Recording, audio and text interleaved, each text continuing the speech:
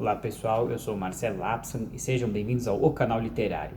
Hoje nós vamos dar continuidade à série bíblica do Gênesis ao Deuteronômio, certo? Nós estamos agora na terceira parte, falamos aí da criação do mundo, de Noé, e finalmente de Noé descendeu Abraham Avinu, certo? Abraão, o patriarca de vários povos. Interessante notar que a Torá, de repente, passou 1.600 anos da criação, certo?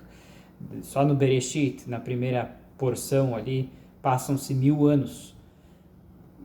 E de repente agora a gente vai, slow down, vamos um pouquinho mais devagar, a gente vai acompanhar muito bem a vida de Abraão aqui, Abraham Avinu. Por quê? Né?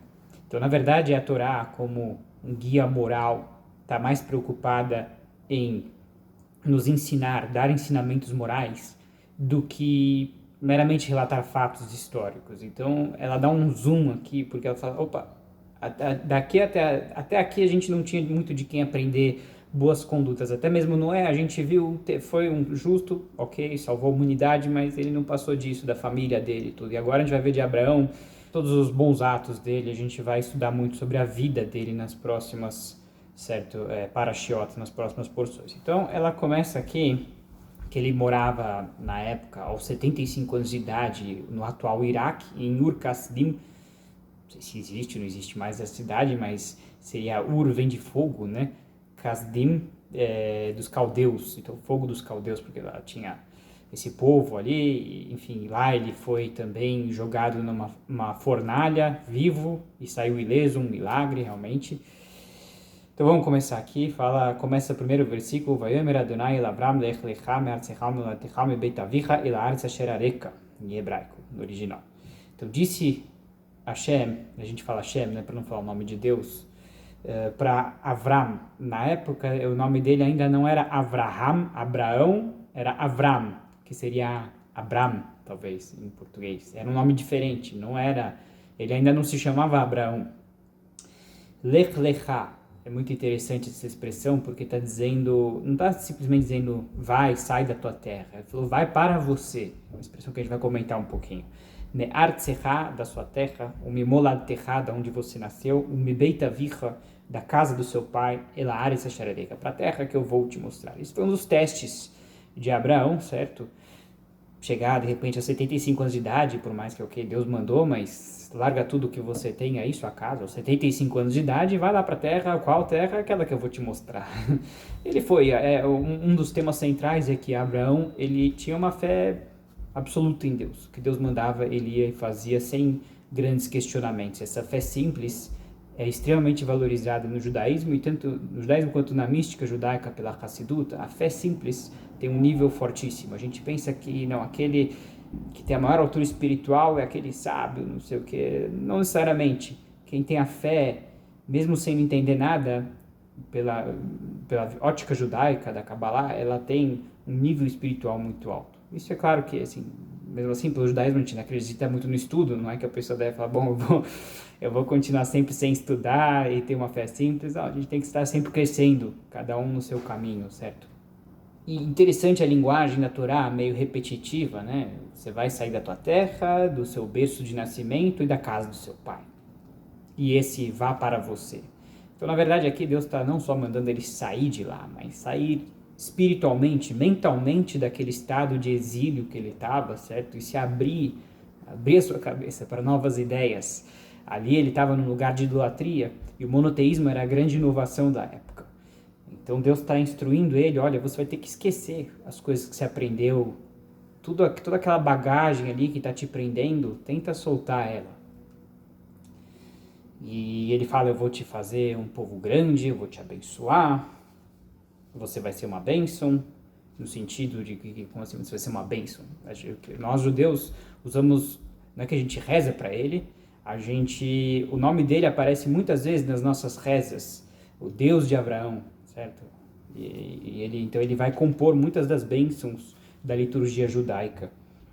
E ele então ele juntou a sua família, certo? A sua esposa, o seu sobrinho, e ele não tinha filhos aos 75 anos de idade, todas as suas posses, e ele foi para a terra de Canaã, e Deus ordena ele a percorrer a terra. Isso pelo judaísmo é uma espécie de um ritual que simboliza a aquisição da terra. E logo que ele chegou, teve fome, ele teve que ir para o Egito. Não foi tão simples assim, chegou e já tinha a mesa posta e tudo.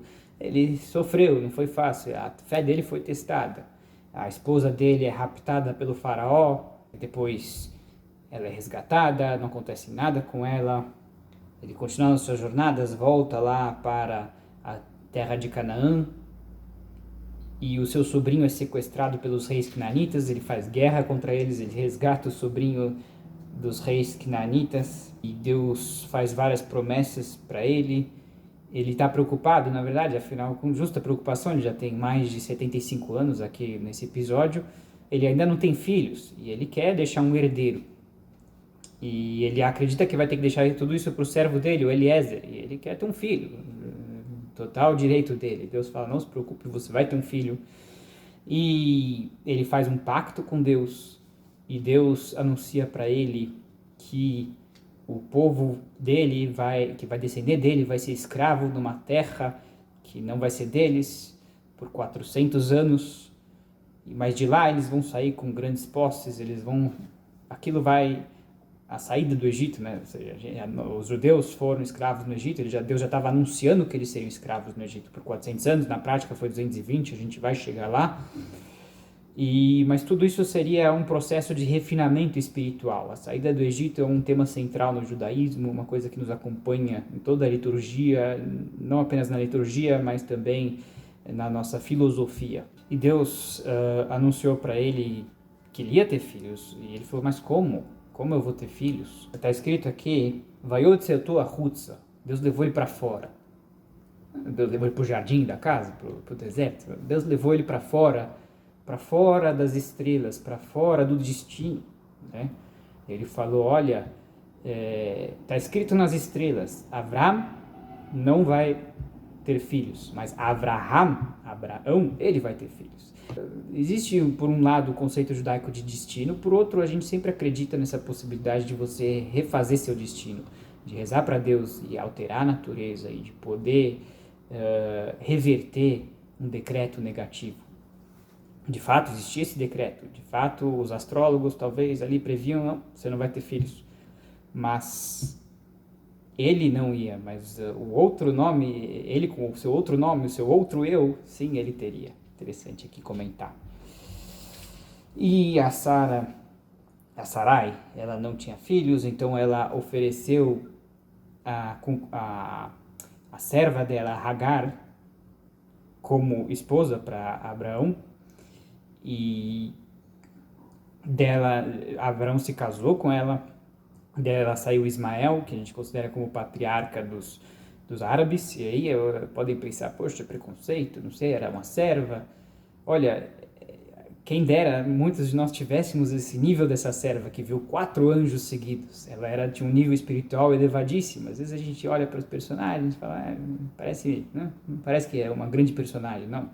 Aqui a gente vê, ela teve várias revelações de anjos, porque de fato não foi fácil para ela foi expulsa de casa, obviamente que acaba tendo uma rixa ali, 2 mulheres, um marido, tanto que hoje em dia pelo judaísmo é proibido o homem se casar com mais de uma esposa, certo? Isso foi um decreto dos rabinos de mais de 1000 anos, querendo ou não pode gerar atritos, como a gente vai ver aqui em várias das porções bíblicas, certo? E aqui não é diferente, e aí ela foi expulsa pela Sará, mas aí Deus cuidou dela, Deus também garantiu que ela ia ter um povo muito grande, muito poderoso. Aqui a gente ainda não chega na expulsão dela, isso vai ser para as próximas porções. Aqui o que sim acontece é que Deus quer dar o pacto dele para Abraão, certo? De fazer a circuncisão. E essa é uma tradição mantida pelos judeus até os dias de hoje, certo? No 8º dia a criança é circuncidada, é mantido esse pacto que Deus fez com Abraão desde então. E aqui termina a porção em louvor do Abraão, porque aos 99 anos ele fez a circuncisão dele mesmo, e como é o costume, na circuncisão é que se dá o nome da criança. Ele tinha 99 anos, Deus mudou o nome dele, então já que ele já tinha nome, E de Avram, ele foi para Avraham, como a gente mencionou, para Abraão. E Ismael fez com 13 anos, porque foi na hora que Deus tinha decretado, eles já tinham idade. Né? A partir de então, são recém-nascidos de 8 dias. Esse é o mandamento de fazer a circuncisão, mas quando Deus ordenou, Abraão tinha 99, Ismael tinha 13, então eles tinham que fazer imediatamente, não podia voltar no tempo. E, de fato, os árabes também mantêm a circuncisão, não sei se aos 12 ou aos 13, mas também a alusão ao patriarca deles, Ismael. E assim termina aqui a porção. Se você gostou, não deixe de dar o seu like e se inscreva no canal para acompanhar mais essa série. Ficamos por aqui. Um grande abraço.